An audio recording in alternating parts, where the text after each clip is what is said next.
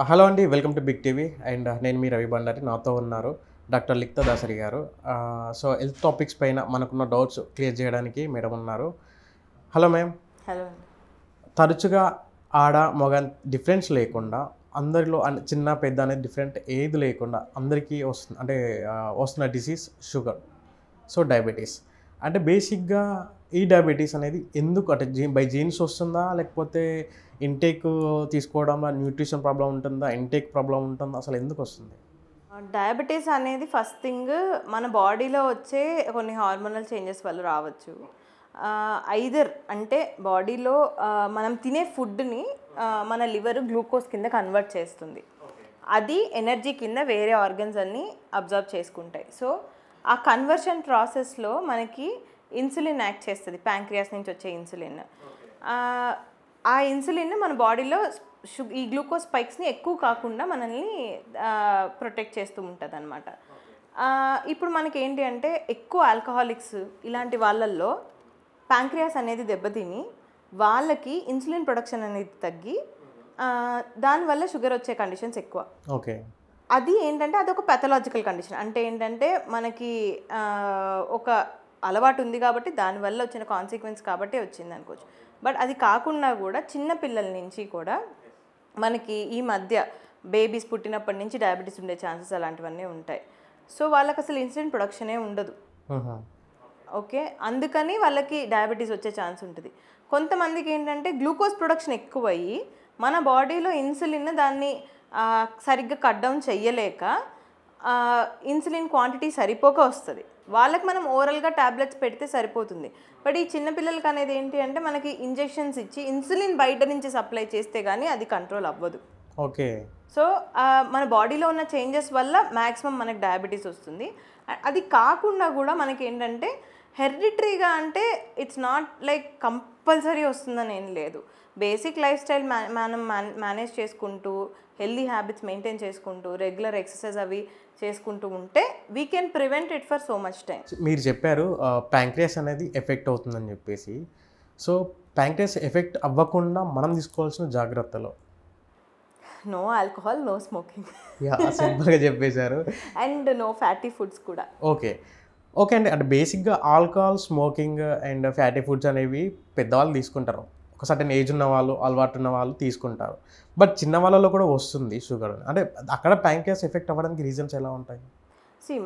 ప్రెగ్నెన్సీలో మదర్స్కి డయాబెటీస్ రావడము, అది అన్కంట్రోల్డ్ ఉండడము, ఇలాంటి వాటి వల్ల కూడా బేబీస్ డయాబెటిక్ అవ్వచ్చు.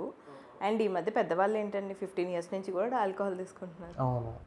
అంటే బిఫోర్ ఇప్పుడు 15 వరకే అంటే ఓకే, అలవాటు వాళ్ళు చేసుకుంటారు. ఇది ఏం అలవాటు లేకుండా కూడా మనకు డయాబెటీస్ వస్తుంది అంటే నేను డెఫినెట్గా చిన్నపిల్లలకి హెరిడిటరీగా ఉండడమో లేకపోతే వాళ్ళకి బై బర్త్ వాళ్ళ పేరెంట్స్ డయాబెటిక్ ఉండి ప్రెగ్నెన్సీలో షుగర్స్ కంట్రోల్ లేకుండా ఉండడమో ఇలాంటివి అవ్వచ్చు. సో బై జీన్స్ వస్తుంది అంటారు? ఛాన్సెస్ ఉన్నాయి. ఛాన్సెస్ నెగ్లిజిబుల్ అని కాదు, బట్ ఛాన్సెస్ ఉన్నాయి డెఫినెట్గా. అండ్ అంటే బేసిక్గా ఆఫ్టర్ షుగర్, అంటే మనకు ఎప్పుడైతే షుగర్ అయితే స్టార్ట్ అవుతుందో షుగర్ ఒక రేంజ్లో ఉండాలి అనేది, ఏదైనా రేంజ్లో ఉండాలా, లేకపోతే ఎంతవరకు ఉంటే బాగుంటుంది, ఎక్కడి వరకు ఉంటే బాగుండదు, హెల్త్ ఇష్యూస్ అనేవి ఇంకెక్కువ అవుతాయి? సో మనకి ఎవ్రీ ఇయర్ మళ్ళీ రీచెక్ చేసి గైడ్లైన్స్ అనేది మనకి లిస్ట్ వస్తుందండి. అంటే they right based on the researchers they do. మన కంట్రీలో ఇండియన్ డయాబెటీస్ ఫౌండేషన్ ఉంది, ఇంటర్నేషనల్గా కూడా అమెరికన్ డయాబెటీస్ అసోసియేషన్ ఉంది. అంటే వీళ్ళందరూ కూడా రీసెర్చర్స్ చేసి మనకి కొత్త గైడ్లైన్స్ అనేవి క్రియేట్ చేస్తారు. ఓకే. బట్ బేసిక్గా మనకి ఒక నార్మల్ అందాజా కోసం మనం అనుకుంటే కనుక ఫాస్టింగ్ ఎప్పుడు కూడా అరౌండ్ 100 ఉంటే బెటర్. తిన్న తర్వాత అంటే పోస్ట్ ఎనీ మీల్, లంచ్ అవ్వచ్చు, బ్రేక్ఫాస్ట్ అవ్వచ్చు, ఏదైనా 1.5 hours 2 hours తర్వాత it should be around 140. So sugar వచ్చిన వాళ్ళకి దాన్ని రివర్స్ చేసుకునే అవకాశం ఉందా? సో రివర్స్ అవుతుందా మళ్ళీ? సో ఇది మనం బేస్డ్ ఆన్ HbA1c మనం ఏంటంటే వాళ్ళకి సజెస్ట్ చేయొచ్చు. ఫస్ట్ మనకు పేషెంట్ వచ్చినప్పుడు వాళ్ళ HbA1c should be around 5.5. Okay. లేదు వాళ్ళకు ఒక 6 ఉంది, 6.5 ఉంది, 5.5 to 6.5 మనం ప్రీ డయాబెటీస్ కింద తీసుకుంటాం. అలాంటి కండిషన్స్లో ఏంటంటే అసలు మనం వాళ్ళ ట్యాబ్లెట్ పెట్టాము ఇనీషియల్గా వచ్చినప్పుడు. ఓకే. వాళ్ళకి ఏంటి అంటే డైట్, ఎక్సర్సైజ్ ఇలాంటివన్నీ అడ్వైస్ చేసి స్లీప్ ప్యాటర్న్స్ ఆల్టర్ చేసుకోవడము ఇలాంటివన్నీ కూడా అడ్వైస్ చేసి వాళ్ళ లైఫ్ స్టైల్ మోడిఫికేషన్స్ అన్నీ ప్రాపర్గా చేస్తున్నప్పుడు డయాబెటీస్ అనేది అంటే షుగర్ అనేది కంట్రోల్డ్గా ఉంటే అసలు మెడికేషన్ స్టార్ట్ చేయము. లేదు వాళ్ళని అవన్నీ మెయింటైన్ చేయలేకపోతున్నారు ఒకటి, లేదు అంటే కనుక వాళ్ళు మెయింటైన్ చేసినా అది కంట్రోల్ అవ్వట్లేదు. ఇఫ్ ఇట్స్ అంటే ఒక 3-4 monthsలో if it is going beyond 6.5 basic medication అనేది స్టార్ట్ చేస్తాం. ఓకే. ఎనీ టైం నిజంగా వాళ్ళు స్ట్రిక్ట్గా డయాబెటీస్ రాకుండా ఉండాలి అని అనుకొని ఎక్సర్సైజ్లు అవన్నీ చేస్తూ అన్నీ చేస్తున్నారంటే వాళ్ళు వెయిట్ లాస్ వల్ల కూడా మనకి డయాబెటీస్ రివర్సల్ అనేది పాసిబుల్ ఛాన్సెస్ అయితే ఉన్నాయి. ఓకే. లేదు అని నేను అన్నాను, డెఫినెట్గా ఉన్నాయి. బట్ అది బేస్డ్ ఆన్ యువర్ హెచ్బిఏవన్సీ. హెచ్బిఏవన్సీ అంటే అది 3 months యావరేజ్ షుగర్ లెవెల్స్. మనకు వచ్చే ఒక 1 day 2 days షుగర్ లెవెల్స్తో మనం ఎప్పుడు కూడా పేషెంట్కి డయాగ్నోస్ చేయలేము. ఓకే. సో నైట్ మీరు ఎక్కువ తిన్నారు, బిర్యానీ తిన్నారు, 1 గంటకో 2 తిన్నారు, డెఫినెట్గా షుగర్స్ కొంచెం స్పైక్ అవుతాయి. ఓకే. సో అలాంటి కండిషన్స్లో మనం దాన్ని బేస్ చేసుకొని అయితే వీ కాంట్ ట్రీట్. హెచ్బిఏవన్సీని బేస్ చేసుకొని ఓకే వీళ్ళకి రివర్సల్ ఛాన్సెస్ ఉన్నాయంటే then definitely we will try. Okay ma'am. అంటే బేసిక్గా మనం తీసుకునే ఇంటేక్ ఫుడ్లో షుగర్ అనేది చెక్ చేసుకోవాలి. అండ్ ఆ షుగర్ మనం ఇంటేక్ బాడీలో తీసుకున్నప్పుడు అది మనం ఎలా బాడీలో ఎంతవరకు షుగర్స్ లెవెల్స్ ఫుడ్స్ అనేవి ఉండాలి. సో అంటే మీకు ఎలా చెప్పాలంటే బాడీలో షుగర్ ఉంది అంటే షుగర్ ఫుడ్ తీసుకున్నప్పుడు అవి ఏ క్వాంటిటీలో ఉండాలి, అవి తొందరగా డైజెషన్ అవ్వడానికి ఎలా ఉండాలి? సో షుగర్ అనేది ఓన్లీ స్వీట్స్ మనం టీ కాఫీలు వేసుకునే షుగర్ కాదు. ఓకే. ఎస్. సో మనం తీసుకునే రైస్, గోధుమలు, లేదంటే any food, any little food you take దాంట్లో షుగర్ ఉంటుంది. సో ప్రతి దాంట్లో షుగర్ అనేది ఉంటుంది. షుగర్ అంటే గ్లూకోజ్, ఫ్రక్టోజ్ ఇవన్నీ 1 forms ఆఫ్ షుగర్ అంతే. Yes. Refined sugar is white sugar that we're talking about. కానీ అదొక్కటే కాదు, ఫ్రూట్లో కూడా షుగర్ ఉంటుంది, ప్రతి దాంట్లో ఉంటుంది. సో దాన్ని స్పైక్ అవ్వకుండా మనం ఎలా చేసుకోవాలంటే diabetes is all about sugar spike in your body. So మనం కొన్ని ఫుడ్స్ తీసుకున్నప్పుడు స్పైక్ అనేది ర్యాపిడ్గా రాదు. ఓకే. ఫైబర్ ఫుడ్ ఎక్కువ తీసుకున్నాం అనుకోండి, it will maintain a balance. అంటే ఎక్కువ స్పైక్ అవ్వదు.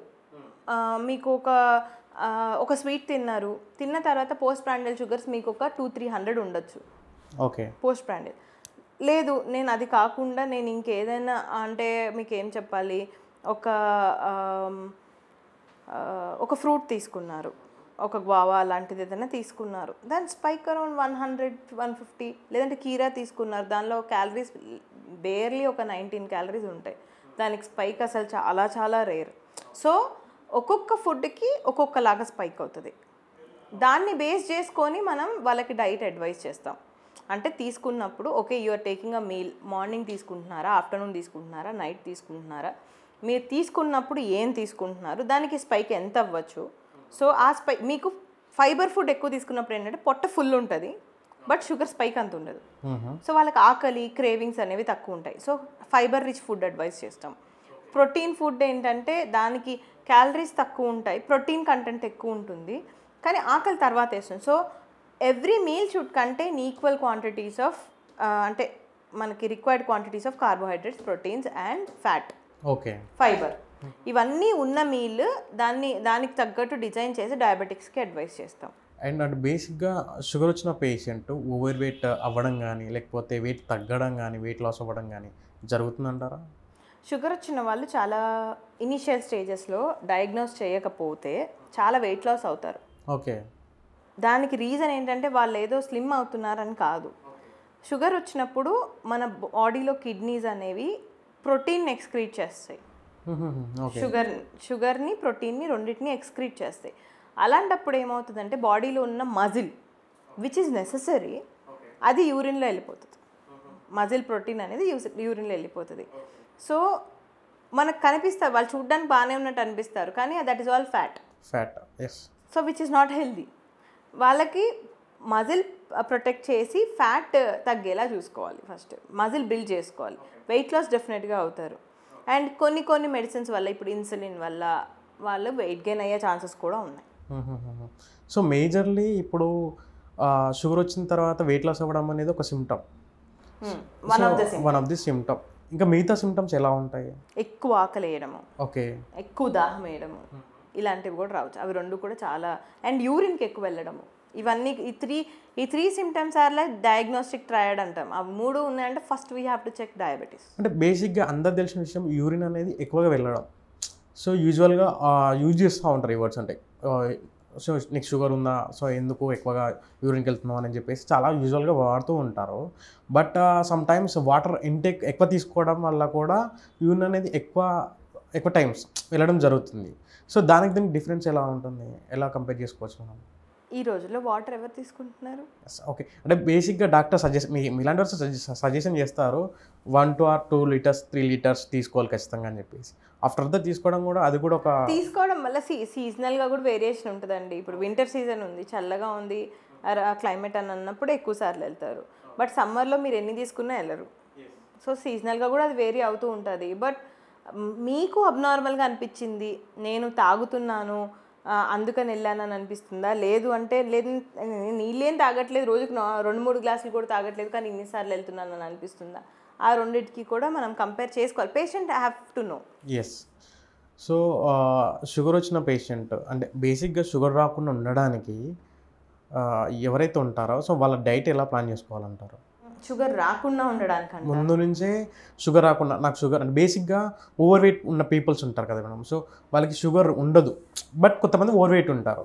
బట్ వాళ్ళు ఓవర్ వెయిట్ ఉన్నప్పటికీ వాళ్ళు షుగర్ రాకుండా ఎట్లాంటి జాగ్రత్త తీసుకోవాలి? ఎట్లాంటి జాగ్రత్తలు అంటే first exercise and weight loss చేయాలి, అండ్ స్విగ్గీ జొమాటో సబ్స్క్రిప్షన్లు క్యాన్సిల్ చేయాలి. Okay okay.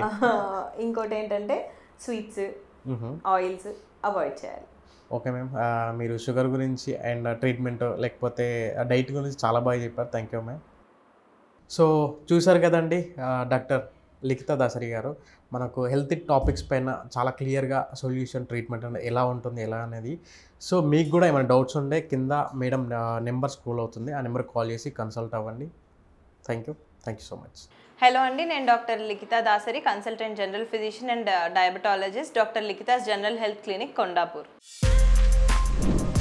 For more videos like this, subscribe Big TV channel.